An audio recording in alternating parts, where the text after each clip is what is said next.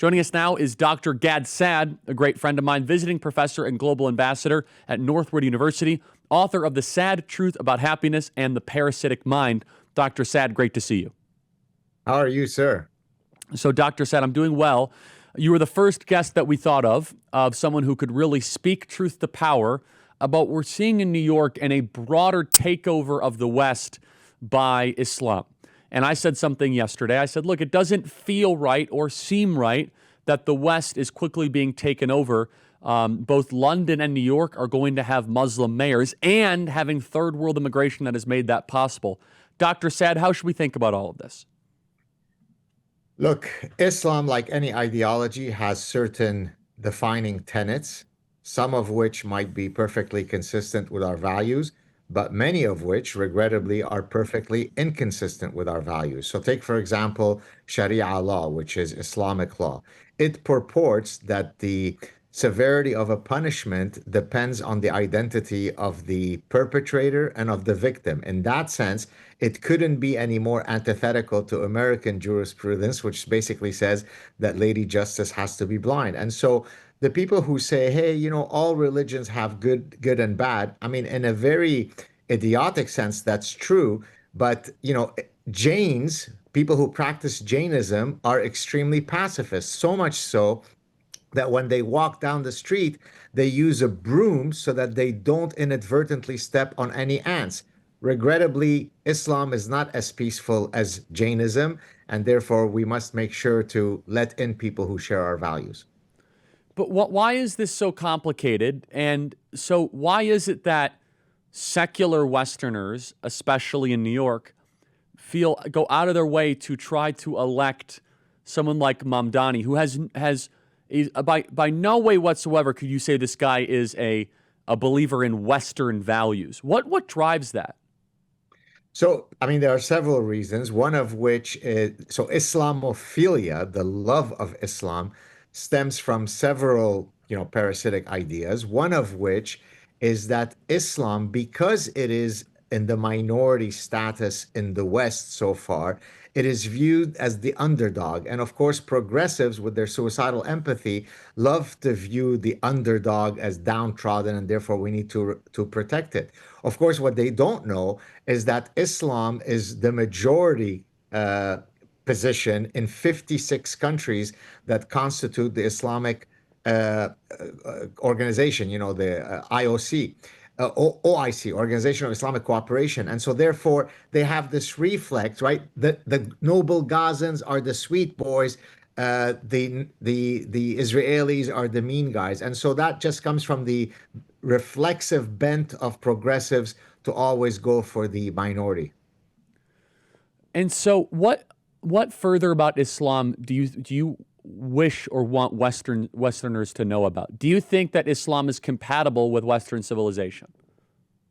The short answer, no. Of course, millions of Muslims decide to ignore the incongruent elements of their religion. They're practicing cafeteria Islam, right? They're choosing the parts that they agree with, and they're ignoring the parts that they don't agree with. But once Islam becomes, never mind a majority, if it becomes a strong minority, we have 1400 years of history that tells us what happens to all of the foundational values that we hold dearly in the West, right? I mean, you don't have to, believe me, you could just study history, right? I mean, almost every single one of the 56 countries that I mentioned a few minutes ago started off with having zero Islam. And then you close and open your eyes, suddenly it's 99.9% Islam. How did that happen? In some cases, it takes 5 years for it to happen. In some cases, it takes 500 years to happen. But inshallah, it will always happen. I'll mention one other thing.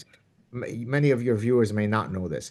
Since 9/11 alone, Charlie, so that's 24 years, there have been 47,000 plus terror attacks committed by Islamic terrorists in nearly 70 countries. And now there are multiple databases that you can use to prove that this number is correct. 47,000 terror attacks. So that should give you a sense of whether Islam is compatible with the West or not. So, why is it that so many Muslims are moving to Western countries? Is it just economics, or is there something more ideological at play here?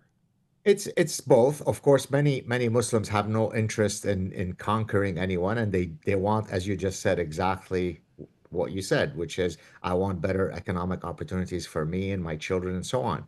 But the Muslim Brotherhood and many other Islamic theorists and scholars and politicians have said that we will conquer the West through three means, and I hope that your listeners and viewers take note.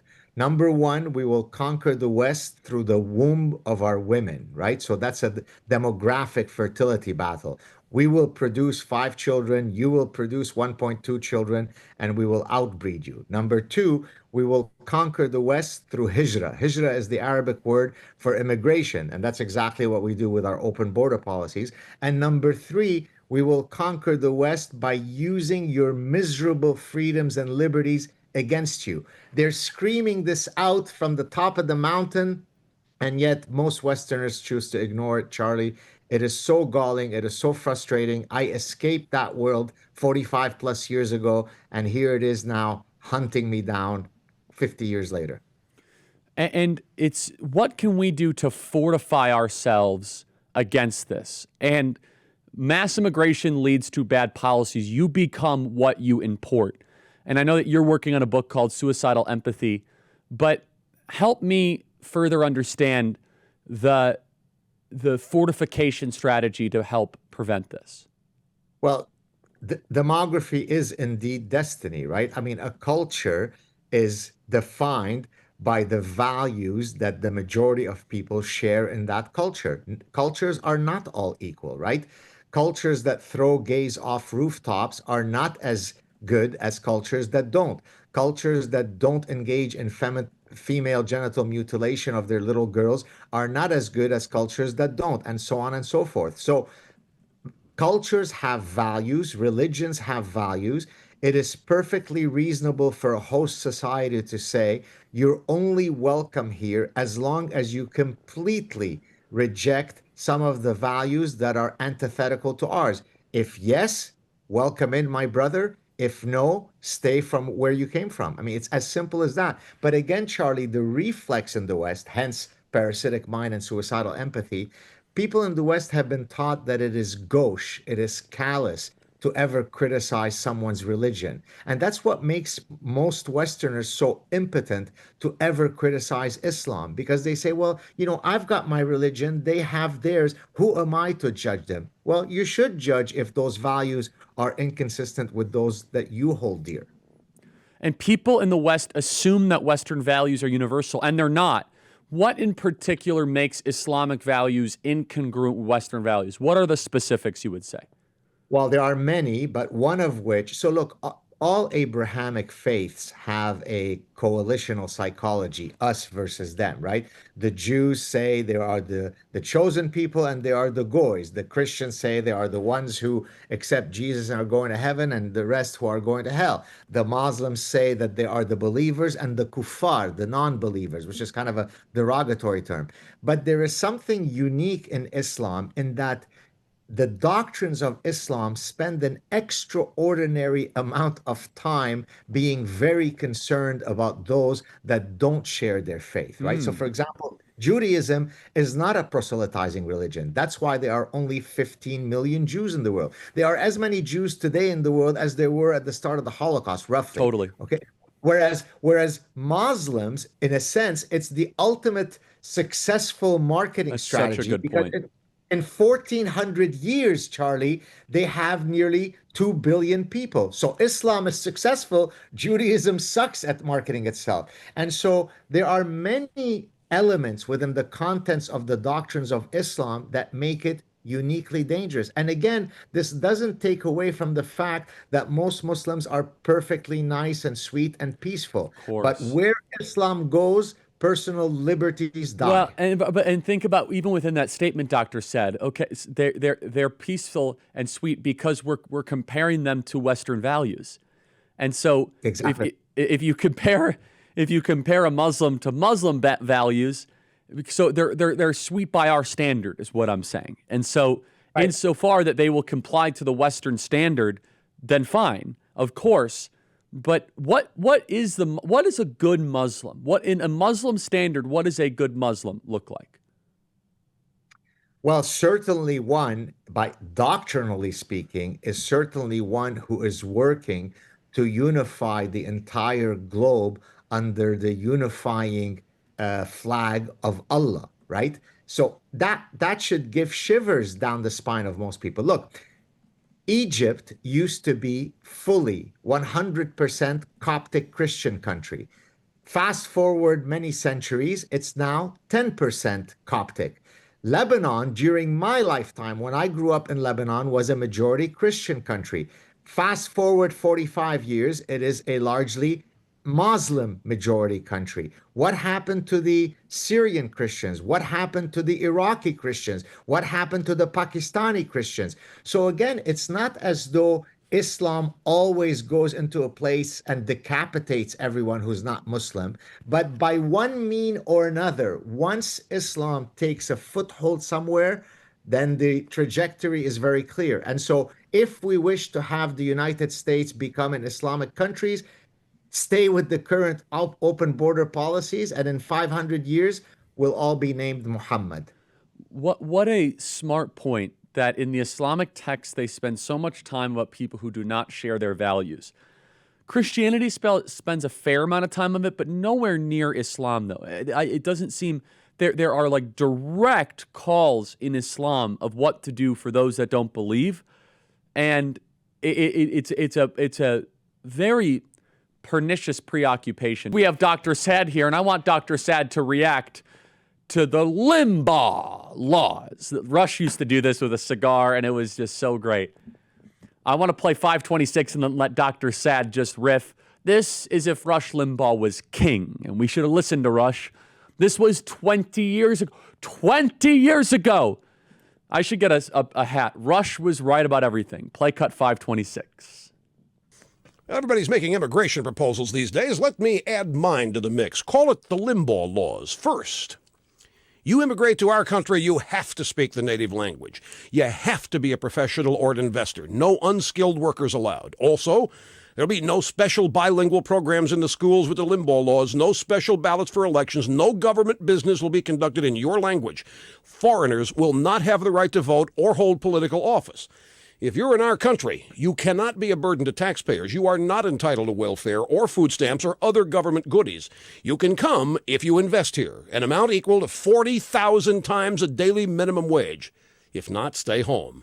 But if you want to buy land, it'll be restricted. No waterfront, for instance, and as a foreigner, you have to relinquish individual rights to the property. And another thing, you don't have the right to protest. You're allowed no demonstrations, no foreign flag waving, no political organizing, no bad-mouthing our president or his policies. You're a foreigner. Shut your mouth or get out. And if you come here illegally, you're going to jail. Now, you think the Limbaugh laws are harsh? Well, every one of the laws I just mentioned are actual laws of Mexico today. That's how the Mexican government handles immigrants to their country. Yet Mexicans come here illegally and protest in our streets. How do you say double standard in Spanish? How about no mas?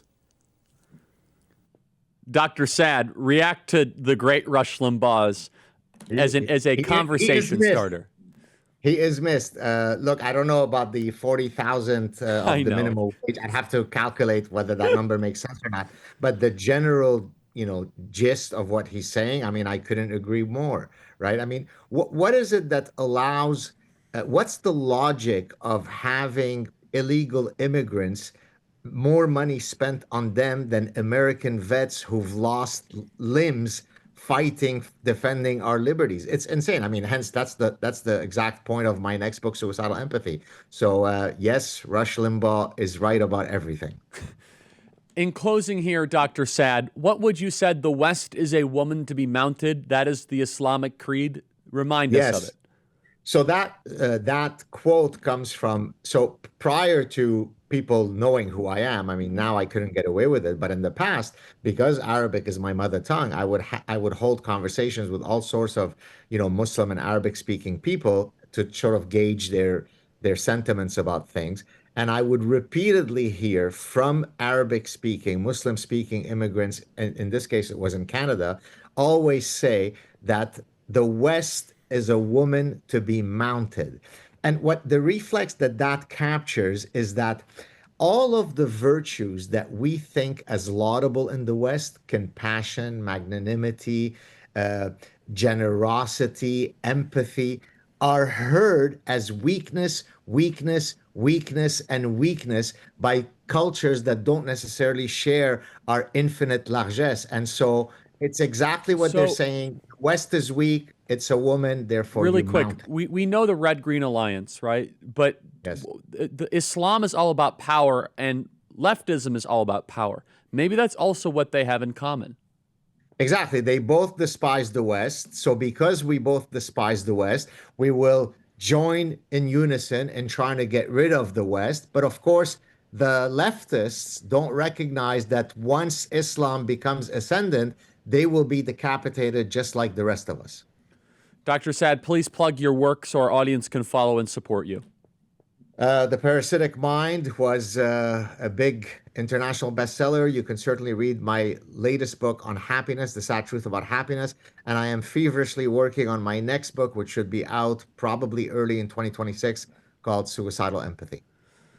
Dr. Saad, thank you so much. Excellent work, and we'll have you on again soon. Thank you. Thank